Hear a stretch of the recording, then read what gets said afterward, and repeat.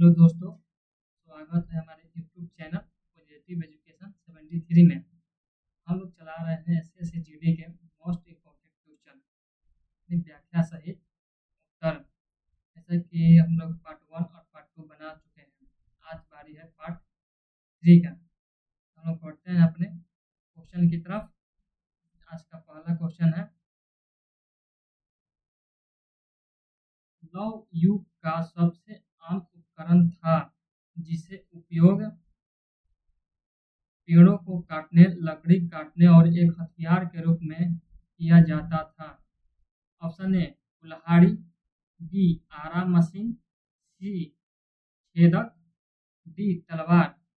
आपका इसका सही उत्तर होगा ऑप्शन ए यानी कुल्हाड़ी।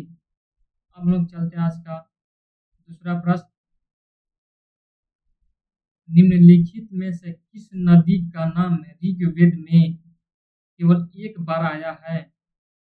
आपका ऑप्शन है ए गंगा, बी सिंधु, सी झेलम, डी सरस्वती। तो आपका सही उत्तर है ऑप्शन ए, गंगा नदी का नाम केवल एक ही बार आया है। तथा यमुना नदी का नाम कितने बार आया है? 3 बार। यमुना नदी का नाम 3 बार आया है। और एक वैदिक कालीन की सर्वाधिक पवित्र नदी सरस्वती तथा सर्वाधिक महत्वपूर्ण नदी सिंधु को माना जाता था। सरस्वती को कौन सा माना जाता है? सर्वाधिक पवित्र नदी, सर्वाधिक पवित्र नदी। और सिंधु को सर्वाधिक महत्वपूर्ण।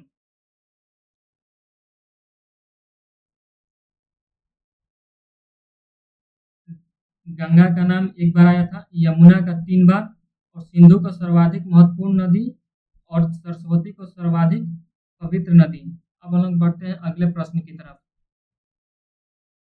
खाली स्थान वेद चारों वेदों में सबसे छोटा है। यह हिंदू परंपरा में एक दिव्य स्थिति रखता है और धुनों और मंत्रों का संग्रह है। आपका ऑप्शन है यहाँ पर ऋग्वेद, बी सामवेद, सी अथर्ववेद, डी यजुर्वेद। तो इसका सही उत्तर होगा ऑप्शन बी यानी सामवेद। ऋग्वेद के तीसरे मंडल में गायत्री मंत्र का उल्लेखित है। ऋग्वेद है इसके जो तीसरा मंडल है, तीसरा मंडल में इसका उल्लेख है गायत्री मंत्र का।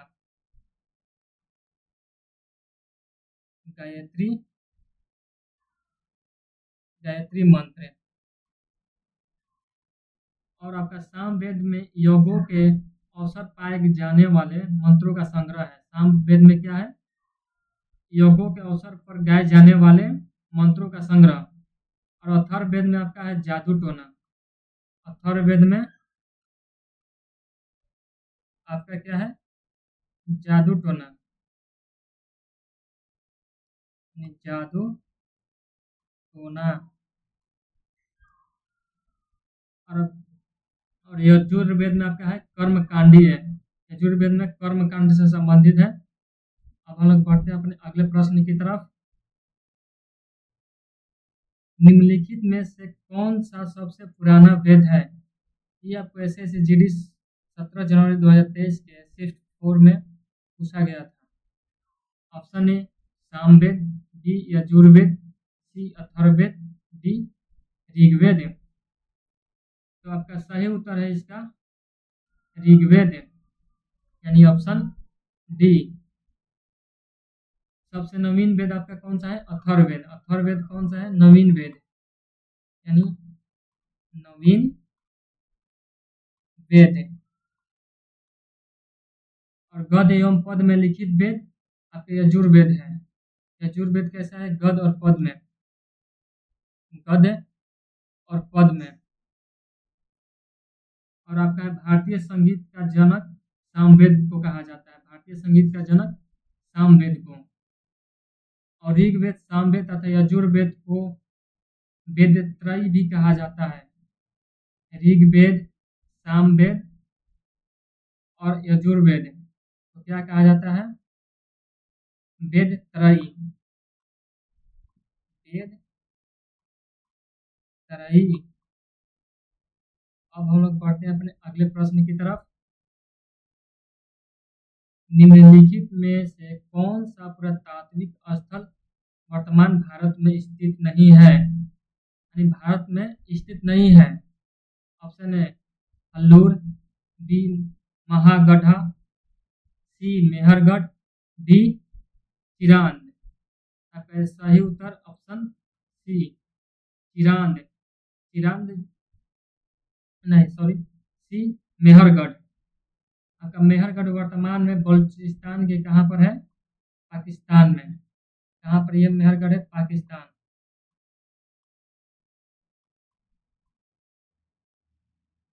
और आपका नवपाषाण कालीन स्थल हुरुल कर्नाटक में, चिरांद सारण बिहार में और महागढ़ा उत्तर प्रदेश में है। महागढ़ा पर कहाँ पर है? यूपी में। हुलूर आपका कहाँ है? कर्नाटक में।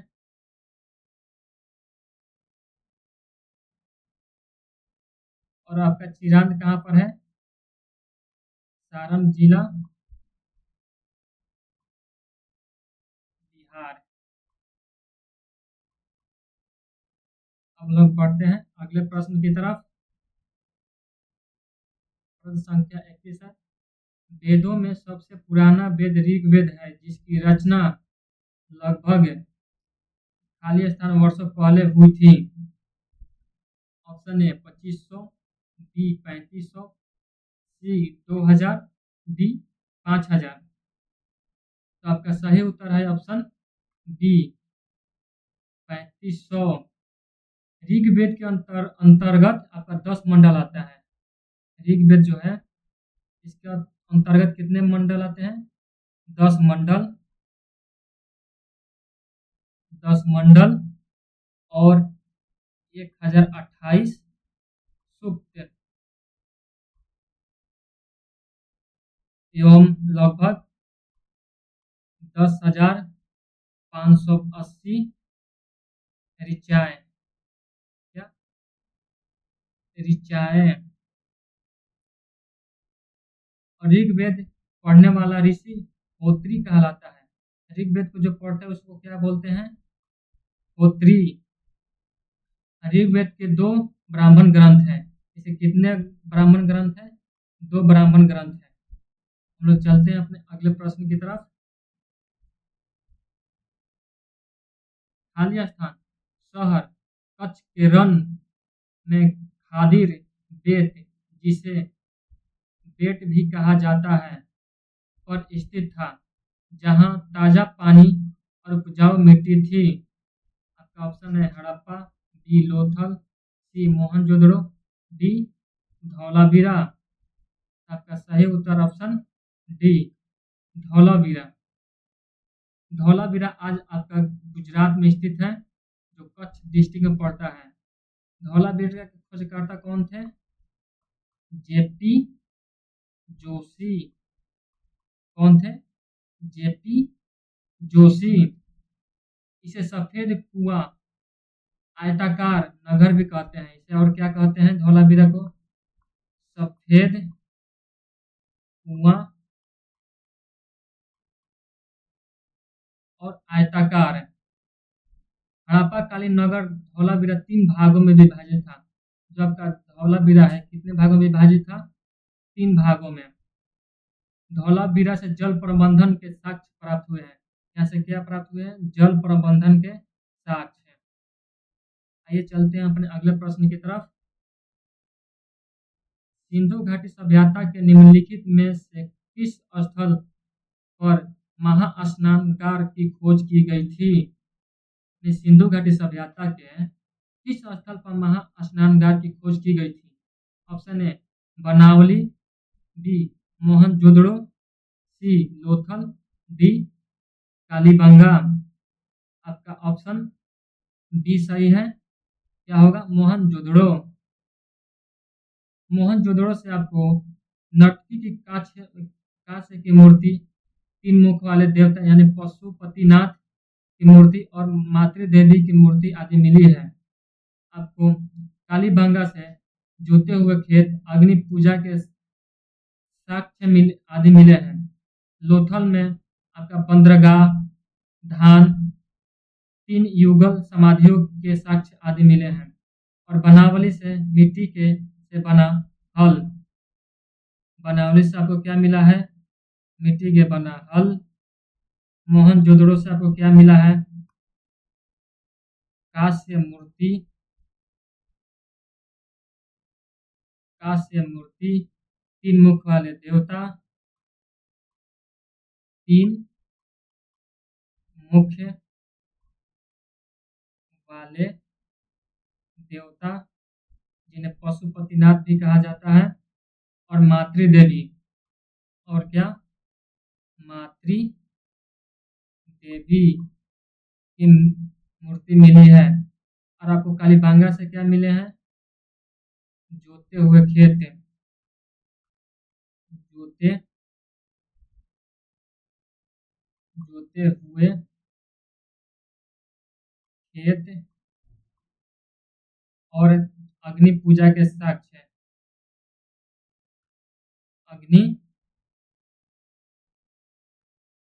अग्नि पूजा के साक्ष्य। लोथल में आपको क्या मिला हुआ है? बंदरगाह। लोथल में क्या मिला है? बंदरगाह।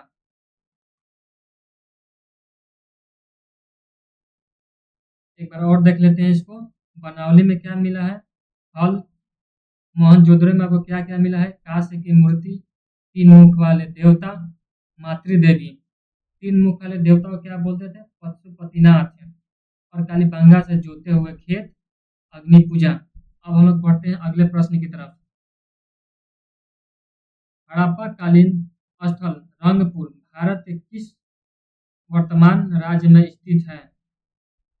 रंगपुर भारत के किस राज्य में स्थित है?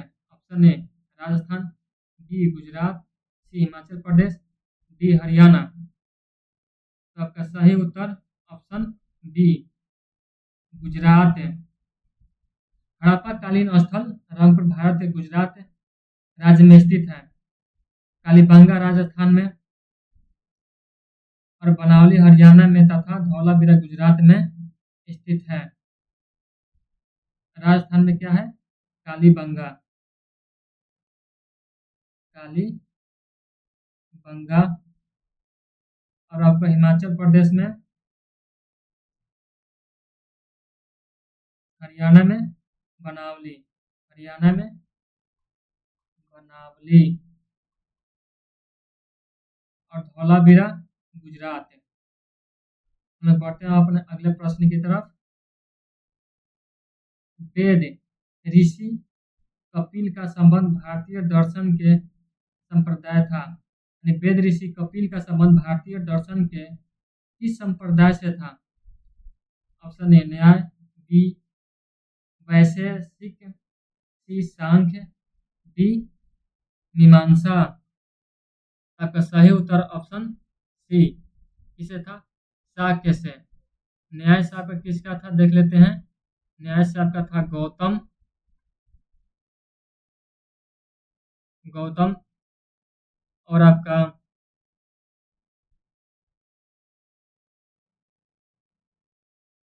मीमांसा का था किससे? जैमिनी से, जैमिनी।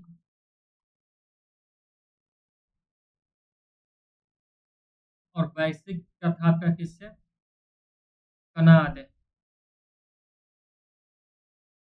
कनाद। और उल्लुक, उल्लुक। योग का इसी में कुछ आगे देख लेते हैं। योग का किससे था? पतंजलि,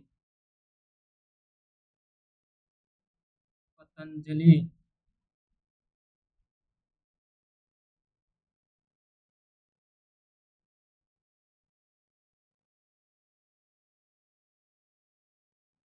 और आपका उत्तर मीमांसा बद्रायन से था। और चावर्क आपका चवर्क से था। हम लोग चलते हैं अपने अगले प्रश्न की तरफ।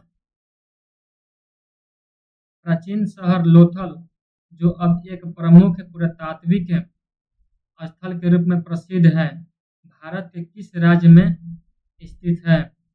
Option A Rajasthan, B Maharashtra, C Punjab, D Gujarat.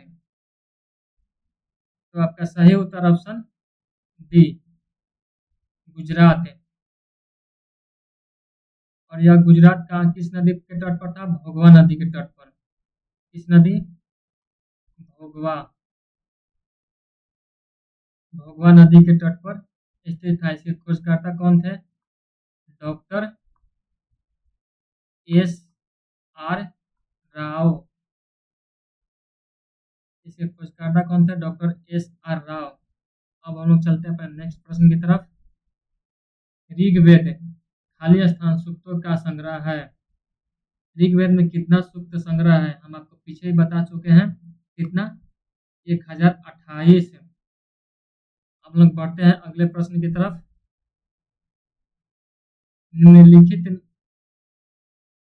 निम्नलिखित में से किस नाट्य शास्त्र का रचयिता माना जाता है? Option A Shankar, B Vishnu, C Raghav, D Bharat मुनि।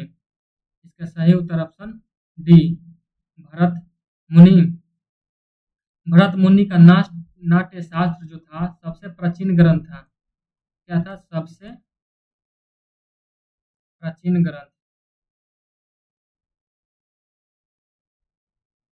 प्राचीन ग्रंथ। और जो अपने विचारों के साथ साथ व्यापक विषयगत समग्रता से परिपूर्ण है। हम लोग चलते हैं अगले प्रश्न की तरफ। निम्नलिखित में से कौन सा प्राचीन ग्रंथ जिसका श्रेय ऋषि व्यास को जाता है और प्राचीन भारत का एक मुख्य महाकाव्य, और इसमें 18 पर्व यानी पुस्तकें में 1,00,000 छंद है? Option A Rigveda, B Ramayana, C Arthashastra, D Mahabharat. आपका ऋषि जो वेद व्यास कौन सा महाकाव्य लिखे थे? महाभारत, यानी ऑप्शन डी। हम लोग चलते हैं आज के अंतिम प्रश्न पर, जो प्रश्न संख्या 40 है। ऋग्वेद के मंत्रों का समूह खाली स्थान कहाँ लाते हैं? ऑप्शन ए सूक्त, बी सूत्र, सी यामी, डी अध्याय। आपका सही उत्तर ऑप्शन ए क्या कहलाते थे? सूक्त।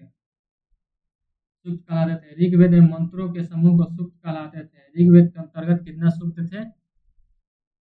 1028। धन्यवाद। अब हम लोग मिलते हैं अपने नेक्स्ट वीडियो में, जो कि प्रश्न संख्या 41 से 55 तक चलेगा, जो पार्ट 4 के रूप में आएगा। धन्यवाद।